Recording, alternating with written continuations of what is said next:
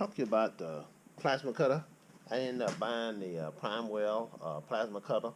It's the Cut50D. It does not have pilot arc, and so we'll give you some dimensions on this, and then we'll do a couple cutting.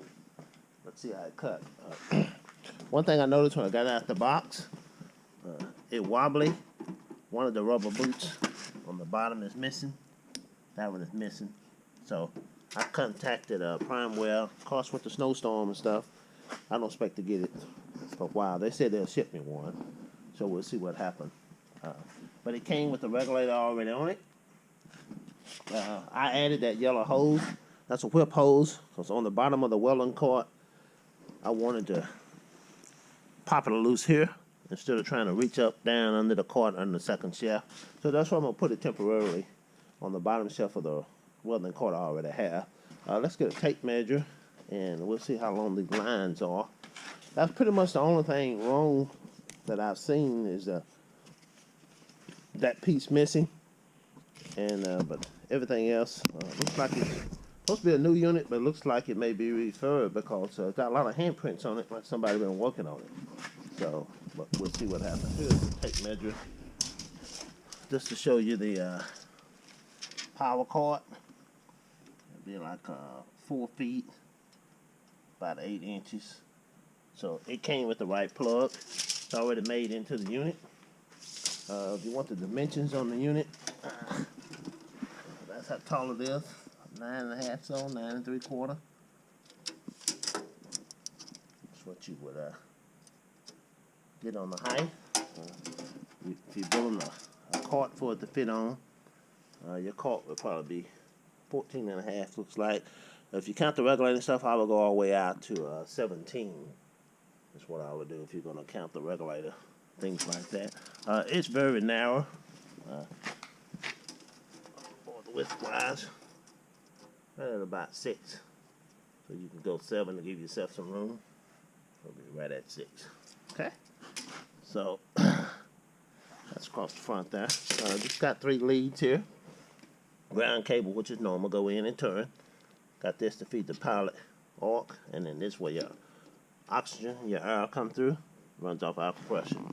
Got your dial there, and then you got your gauge here, on and off switch.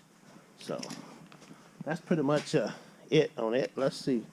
The leads are pretty long. Figure about 13. Better about 13 on the leads. Let's see. Here. We'll walk it off.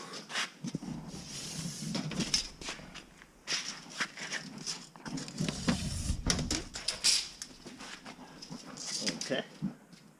So ground lead is about 11 feet 5 inches.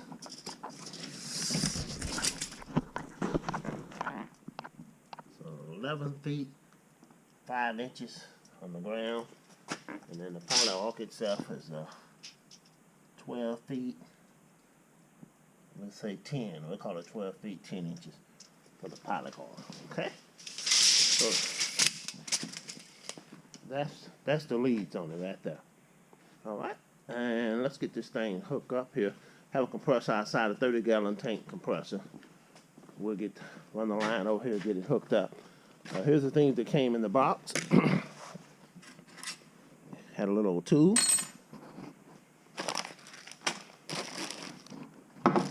It comes. This is about right at 2 feet long.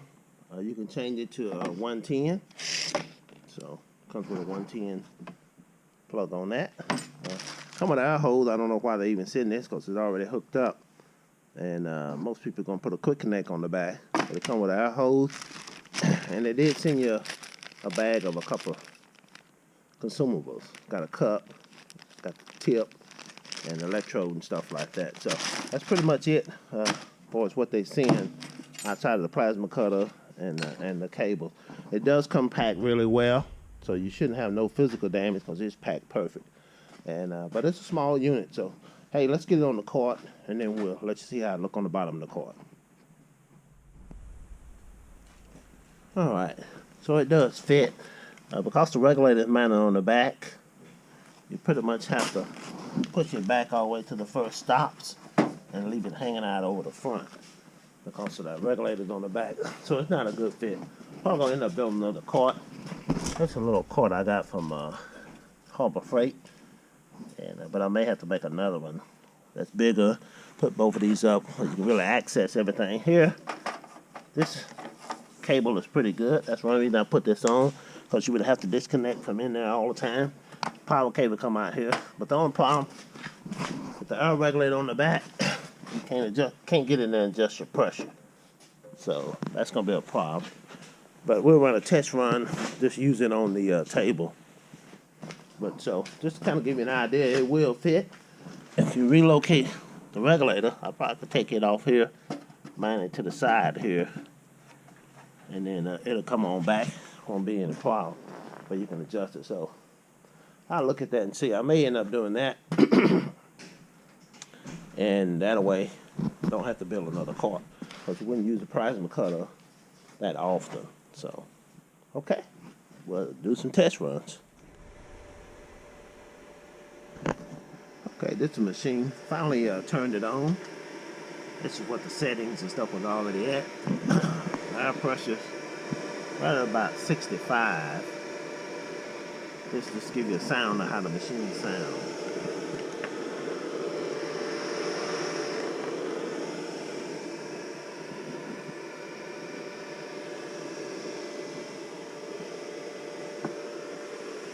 Connector hooked up.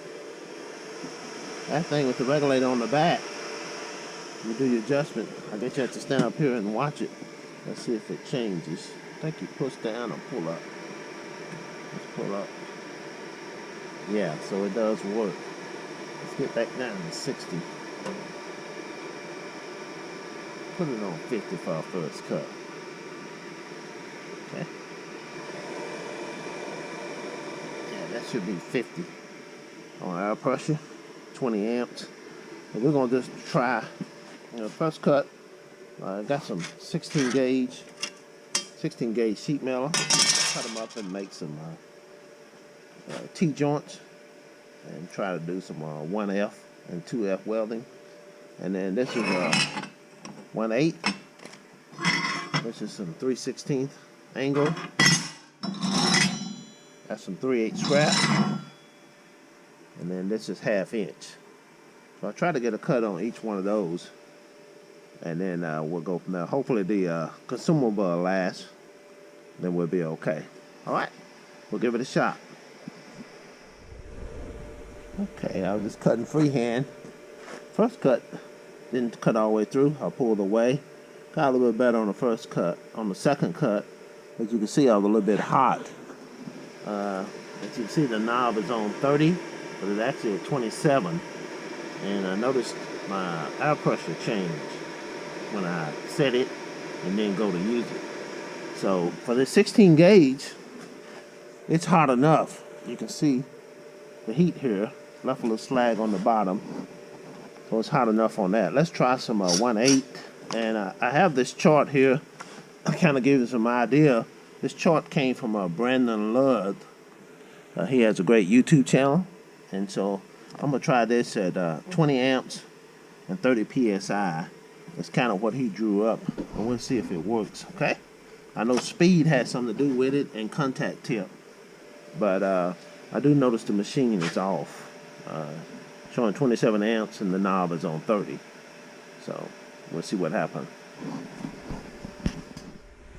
Okay, I'm going to need quite a bit of more practice. Not doing this good. Just doing it freehand. But I'm not getting my clean cuts, and I think it's just user error. That's what it is. Yeah, that's still pretty nasty and rough, but it's getting better. I need to probably put a straight edge and just see if I can do a little bit better. But that's a 1/8. Okay, that was a 3/16. As you see, I messed up the slag I caught. I didn't serve it because I didn't go fast enough, and I didn't get my deal. But you can see it cut through it. See right there, it cut through it.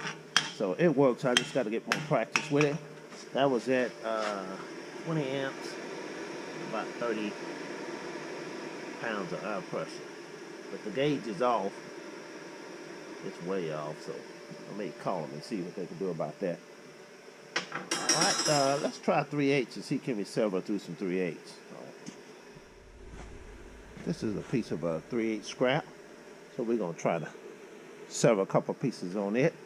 According to the chart, like I said, at BrandonLug.com, Brandon Lug on YouTube and Instagram, he's showing 3/8 inch, 40 amps, and 40 psi. So we'll try that. And again, the dial is off. It's about 3, 4, 5 degrees off, because to get 40, I'm over here at 45, so it's way off.